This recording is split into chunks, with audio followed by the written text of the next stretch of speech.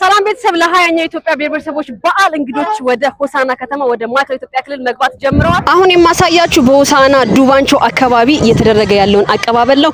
በተለያዩ የባህላዊ ምግቦች የሀገር ሽማግሌዎች የአካባቢው ማህበረሰብ በመገኘት በደማቅ ሁኔታ እየተቀበላቸው ይገኛል።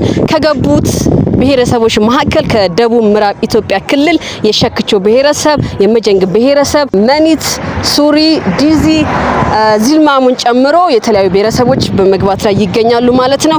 ቪዲዮ እንድትከታተሉ ጋብዛችኋለሁ። ደማቅ አቀባበል እየተደረገ ያለው ሃያኛው ኢትዮጵያ ብሔረሰቦች በዓል ዲሞክራሲያዊ መግባባት ለህብረ ብሔራዊ አንድነት ይመቻችሁ።